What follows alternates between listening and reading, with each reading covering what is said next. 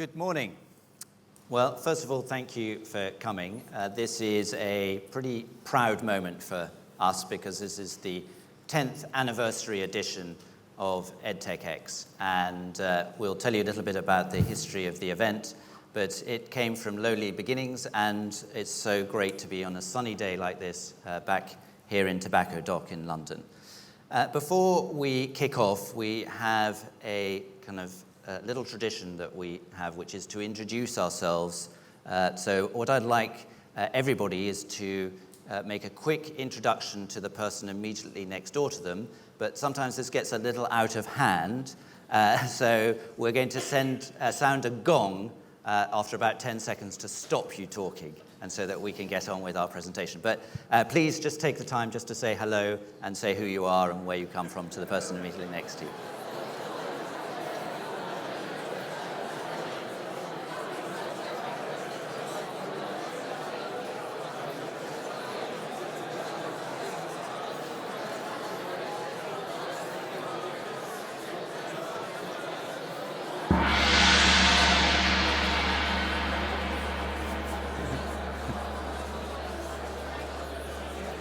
Right, as predicted.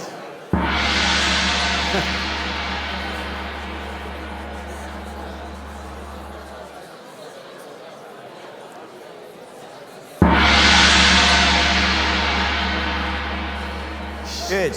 Right, if we could resume. As ever, what's nice about the EdTech community is that we all love talking to each other, but I'm afraid it's our time to talk now. And we are going to talk about the kind of next decade and the decade that we've seen behind us. And I'm going to hand over to my colleague, Benjamin Vedrenne-Cloquet.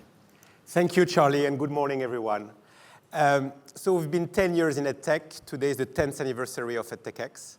And let's look back to the journey before we look ahead. And looking back at the last 10 years in our journey in EdTech, I would say that the key message is timing is everything. And that's something that we hear quite a lot in technology, but that's very true for EdTech. And so, look, our journey started here 10 years ago. It was the first edition. We were a small gathering of EdTech bankers, enthusiasts. That was the post-event drink here. Not a lot of people. We had ties, but no budget.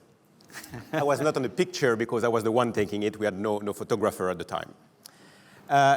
The year after, we had cowboy hats to give as a metaphoric award to our startups to signal that they were ready to go big in America, but we didn't have money to get them tickets to go to ASU GSV or South by Southwest.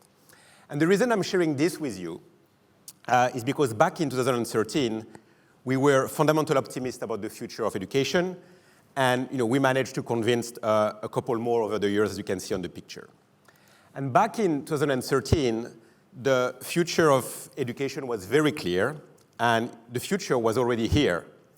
What you can see on the slide here, EdTech was not yet a word, but MOOCs were already very well known, and we were already predicting that the edXs and the Coursera's will basically eat the lunch of traditional higher education institutions. And so here we are today, 10 years later, and let me ask you a question. What has EdTech delivered in the last 10 years? What has EdTech really delivered? So let's think carefully about it. Close your eyes, and let's go back 10 years and remember in your wildest dreams how EdTech will change the world. 10 seconds to think about this.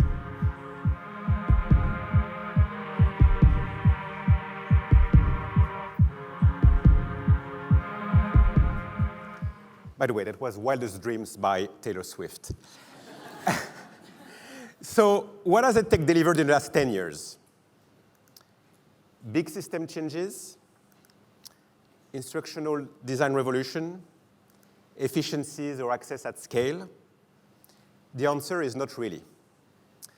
And if we were a tiny bit cynical, the only thing that history may remember about EdTech over the last decade, is probably the main use case of the Covid years, which was really a regressive triumph of the lowest tech. PDF documents and unengaging replicas of Classroom on Zooms and Google Classroom. That was pretty terrible. And quite far from the wonders of personalized learning and deep learner engagement, as you can see on the picture.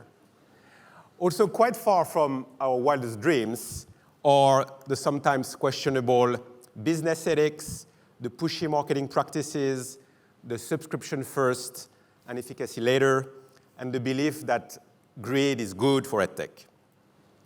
So did we get it all wrong during that period? And why is that? Well, I don't think we got it wrong, but if you think about it, technology is actually quite slow to triumph in regulated industries, and obviously EdTech is one. The EdTech that we know today is very much in its infancy.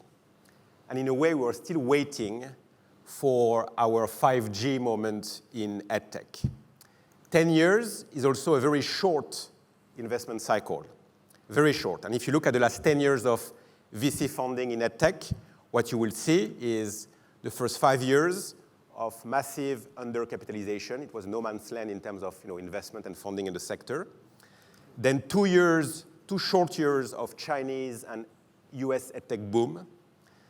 Then 2 years of global COVID boom and exuberant funding, mitigated in part by the Chinese EdTech crash in 2021.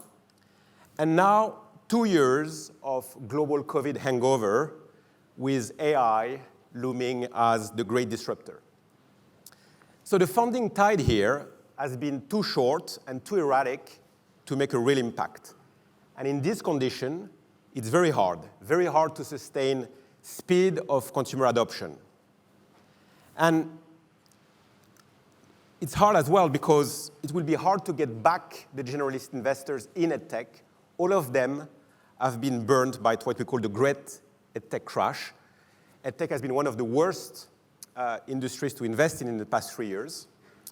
And a lot of investors are now spooked by the rise of AI as a massive disruptor to the unicorns of the last decade, and Czech being a recent example. So it's all going well, right?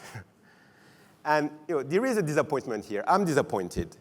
And in my wildest dreams 10 years ago, EdTech was much, much, much further along. But as I said, timing is everything. As entrepreneurs, innovators, and early-stage investors, we all make one mistake. We are fundamental optimists. We are good, very good, at predicting how the future of technology will play out. However, because we can easily see this future, we believe it will happen tomorrow, while in fact, culture, institutions move slowly, and things end up playing out over decades. In short, we confuse the present and the future. We mistime the future. And so for all of us, the EdTech enthusiast and the technology enthusiast, if the last decade may have been a disappointment, we should just see it as a warm-up for EdTech and the future of work. And yes, we may have reached the end of an era, but a new exciting one is starting now. And to cheer you up, I will let now Charles embark you on the next disruption and hype cycle in EdTech. Thank you, Benjamin, and thank you for disappointing and upsetting our audience so early in the day. So really, what this is all about is change, and change obviously creates fear, and change is nothing new. We go back, and I take as an example, 2,000 years ago, Socrates. And Socrates was concerned about a new invention that was going to revolutionize the world. And why he was concerned was that he thought that the use of it would mean that we would stop using our brains and we would stop using our memory. And that invention he was referring to was writing. Now, my point is, change, when it comes, when we first see it, is pretty scary. And the reason it's scary is because it happens very quickly. And in our current time, these things are happening at unprecedented speed. So if we look at ChatGPT, what is incredible is that within 2 months of its launch, it reached 100 million users. And that compares to TikTok before it, which took 9 months, and so on and so forth. And if you go back to the telephone, that took 75 years to get to the same level. So with that speed of change, we start to worry.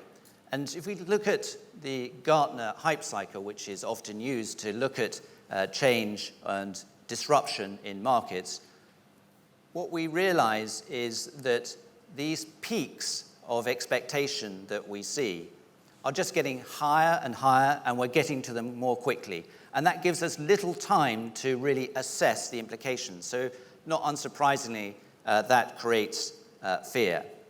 And on the flip side, as Benjamin has just described, EdTech has been descending into what they call the trough of disillusionment. Hopefully there will be some sunny uplands, and we believe there will be. It just takes time.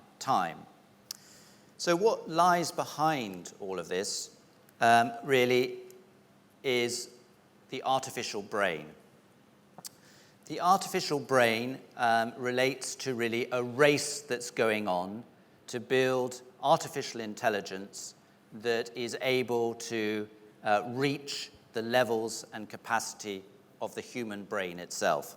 And this is a race that's going on across the world between countries and companies. It's not a race that we can stop or regulate very easily because these things are happening in so many different places and so many different people trying to drive this forward. And it's scary because if you take, for example, Sam Altman, who is the CEO of OpenAI, he said, the bad case is like lights out for all of us. So, scary stuff. But, you know, where this is getting to is pretty impressive in terms of hardware. And to give you an idea, the latest supercomputer in the US called Frontier is now getting close or just passing what's called an exaflop in terms of computing power. Now, I didn't know what an exaflop was, and trying to give you an idea of what that means, imagine in this room for a second 1 billion people. And those billion people each holding 1 billion calculators in their hand. And then they all press equals at the same time. That is an exaflop. So that is the level of processing power that we have got to at the moment. Now, a few years ago, I said that we were probably at the equivalent level in computing as a frog. Well, today, we're at probably the level of a cat. And that's pretty impressive in terms of you can think about the sophistication and capability of a cat.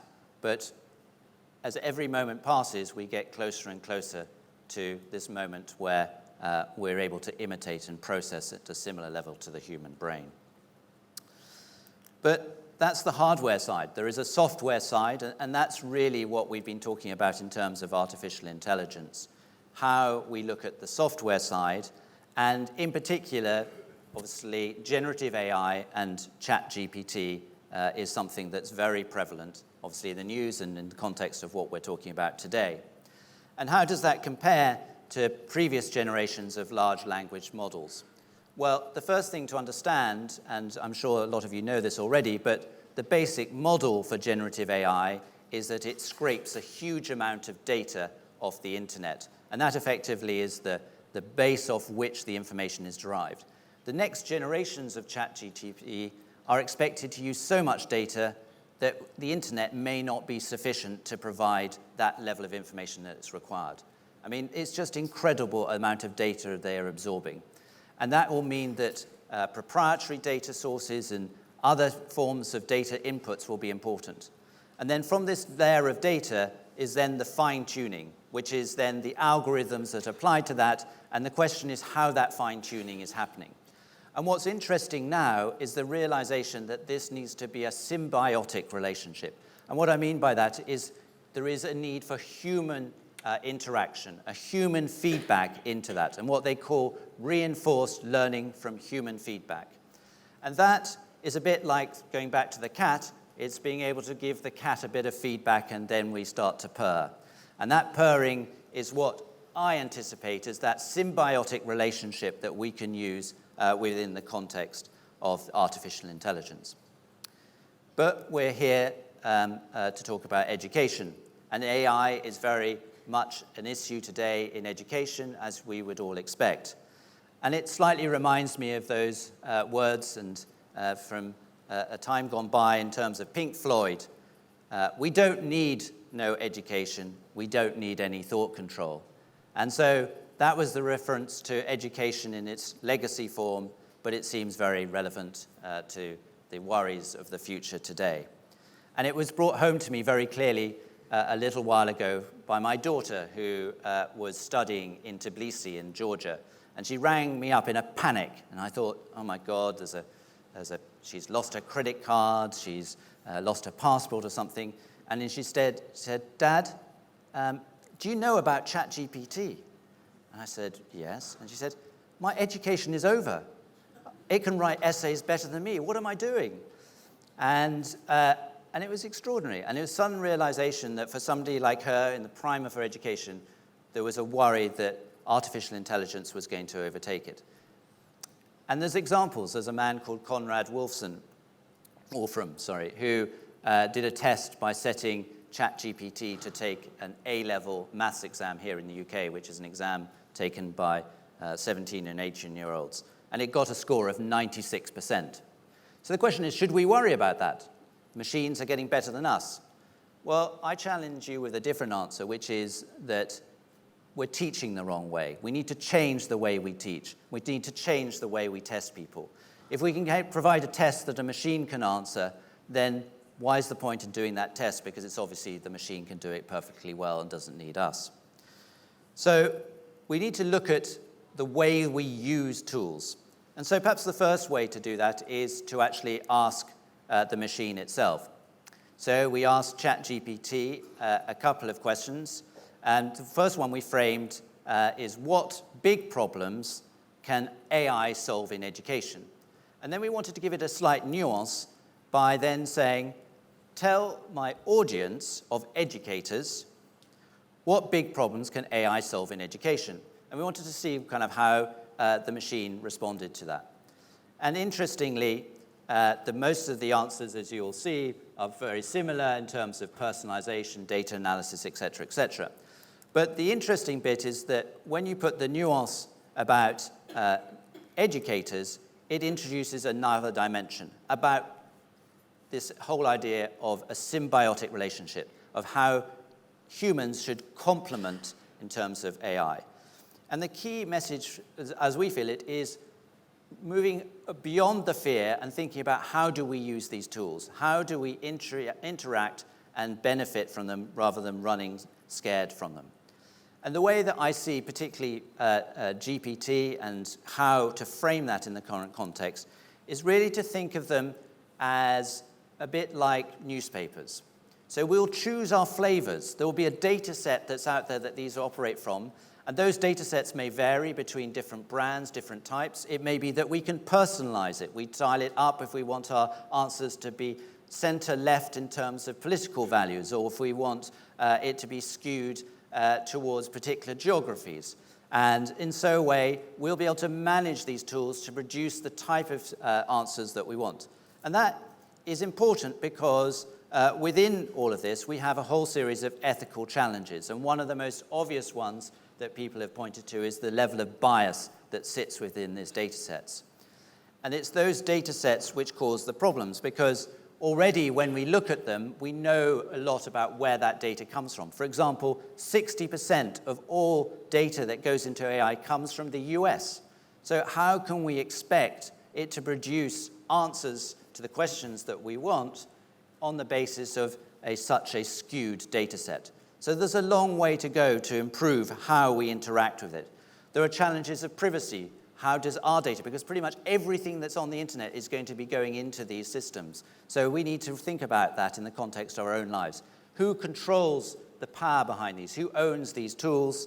And then we need to think about our own humanity. How do we think about our relationship in a world where there is much more intelligence in the machines in which we connect?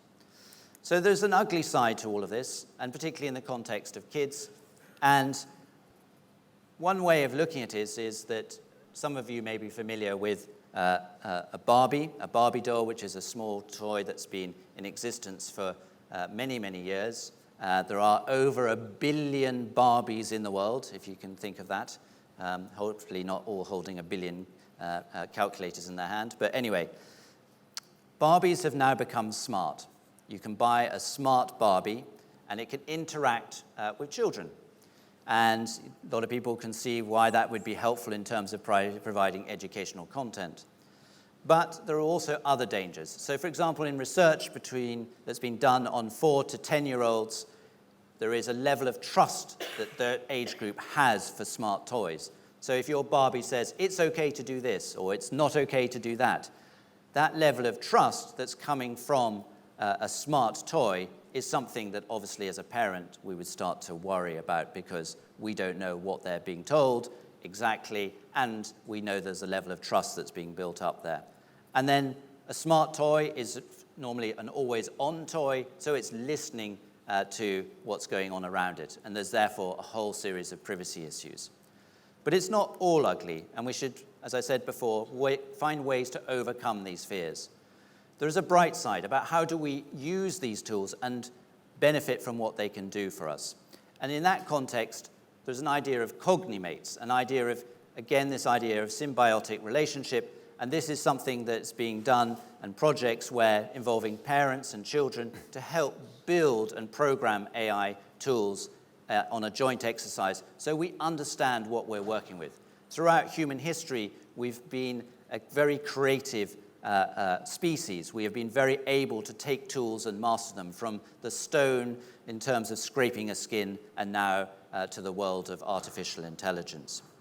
So the real challenge, in my view, as we embark on terms of mastering this tool, is how do we democratize the use of generative AI in the environments we live? And how do we make it something that works for us? Well, the starting point is really looking at, as I said, things like these skews and biases in the data set, but also looking at the people who are involved in creating the platforms and the software. Because one of the things to realize is that it's not just where the data comes from. For example, 78% of all people involved in artificial intelligence are men. Doesn't represent the planet in that way. If you ask AI, for example, the latest versions of generative AI, to produce a picture of old people, only 1 in 8 of those pictures will be non-white. So we know that there are problems in terms of that. But the way to solve this is we need to open it up. We need to see and understand how these tools are brought together. So when we want to personalize, as I said before, in terms of different flavors of artificial intelligence in terms of ChatGPT, we know what we're playing with, how to adjust it and how to do it. And for example, in the States, there's a young business called Sure Start, which is working precisely as on this problem, training coders and providing access to diverse groups so that they can learn and be brought into this community that's going to help build the next generation of artificial intelligence. It also teaches them about ethics, because one of the issues that we see in terms of programmers and coders is that they come up through a stream of science or maths, and so consequently are not exposed to some of the issues that are involved in ethics. So, there are huge ethical challenges. You can see that, for example, in self-driving cars. How do you value the life of the driver versus the passenger versus the kid that's riding on the bicycle in the road alongside? These are decisions that we as humans make and have to make in terrible situations. How do we do that in the context of artificial intelligence? But we can do it. And as that context, I think there is a real focus, and for all of us involved in education, is about how to take the best of what we can to understand these tools and then use them in a way that can make a difference for the future. Thank you, Charlie. So let's go back to our wildest dreams. Where do you think AI will take us in the next 10, 20 years, and how will it change learning and education? Think about it. Well, I think no need to dream, because the future of the future is already here again. Some of you may be familiar with this. It's called wetware. Wetware is a concept that has been simmering for years. The picture from TechCrunch that you see is probably 10 years old, and the concept has been invented in 1999. Wetware is basically describing a brain to computer interface technology. 10 years ago, the headset that you see on the picture was just a brain to hardware interface.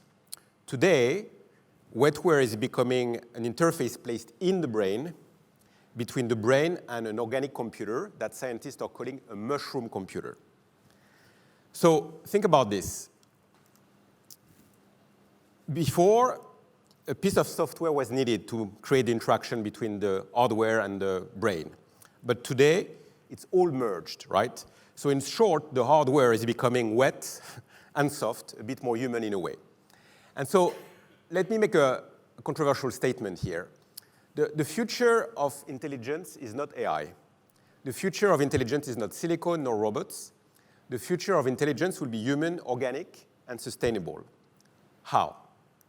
Well, thanks to what we called biocomputing and what scientists are calling OI, for organoid intelligence.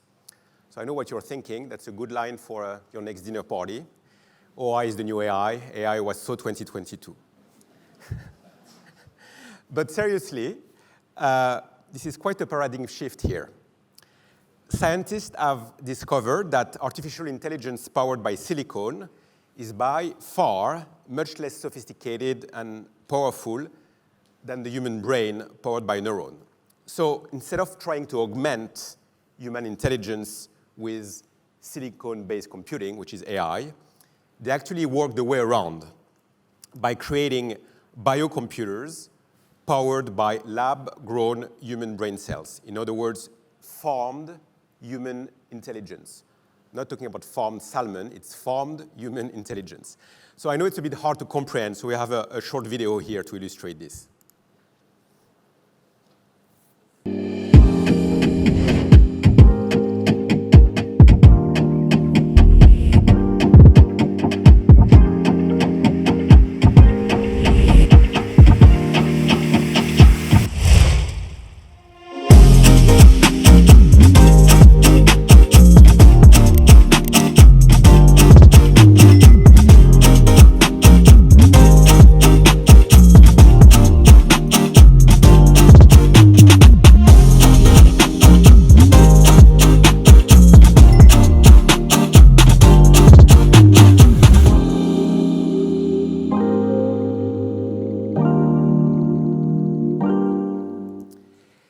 So that's pretty cool. It looks like sci-fi, but it's not. Scientists are already able to form small human brain structures of roughly 100,000 brain cells. That's called intelligence in a dish. And that's enough to play Pong.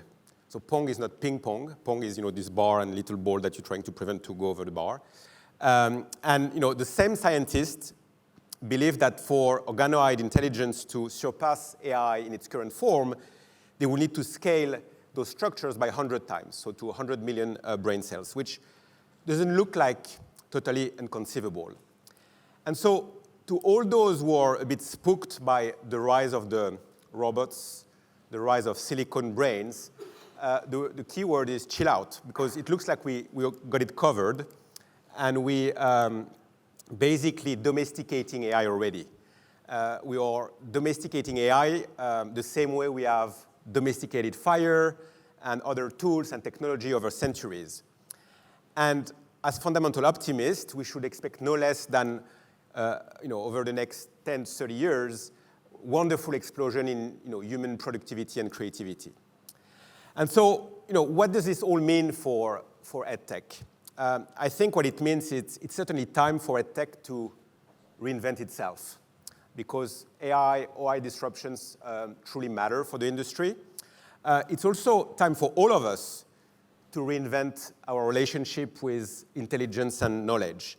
First, by expanding it artificially, and that's happening now. That's basically the first leg of the journey, H to AI. And then by bringing it back in an organic matter, or an organic fashion from silicon computing in the brain, and that's the AI to OI journey, and that's a fascinating journey ahead of us. That's maybe 20 years ahead, but it's already happening. And so you may remember the Greek myth of Prometheus, defying the Olympian gods by stealing fire from them to give it back to humanity in the form of knowledge and intelligence. Well, here we are again, I think. And finally, after 10 years, it's also time for us, EdTechX, to reinvent ourselves. Over this past decade, we've learned one or two things about investments, technology, pace of adoption, and disruption. And we will now be applying this knowledge and connecting capital and technology across three sectors. Three sectors that are impacting every human on the planet: education, health, and food, all under a new platform called EdTechX 2050. Why 2050? Well, 2050 because there is one thing that we've learned. It takes a hell longer than we think for the future to be really here. Thank you very much. Happy 10th birthday, EdTechX, and lots of love. Thank you.